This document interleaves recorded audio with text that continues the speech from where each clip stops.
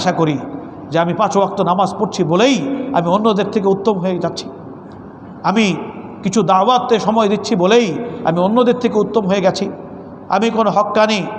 রব্বানি কোনো পীর মাশায়েখের দরবারে যাচ্ছি বলেই আমি অন্যদের থেকে উত্তমতা হাসিল করে ফেলেছি, এই দাবি আমরা কেউ করতে পারি না। রব্বানা তাকাব্বাল মিন্না, আমাদের একটা কাজই হবে, যখনই আল্লাহ তাআলা আমাদেরকে নেক কাজ করার সুযোগ দেন, আমাদের একটা দোয়াই থাকবে আল্লাহ তাআলার কাছে, রব্বানা তাকাব্বাল মিন্না ইন্নাকা আনতাস সামিউল আলিম। এই নিয়তের মধ্যে যদি সামান্য গড়বড় হয়, হুজুর সাল্লাল্লাহু আলাইহি ওয়াসাল্লাম হাদিসের পাকে বলেছেন যে অনেক রোজাদার এমন যারা রোজা রাখে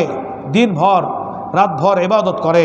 তা না তাদের রোজা আল্লাহ তাআলার দরবারে পৌঁছে, না তাদের রাতভর ইবাদত আল্লাহ তাআলার কাছে পৌঁছে। তারা শুধু খুদ পিপাসাই বরণ করে, তারা শুধুই নিদ্রাহীনতায় কাটায়, কিন্তু তাদের কোনো ইবাদত আল্লাহ তাআলার আরশ পর্যন্ত পৌঁছে না।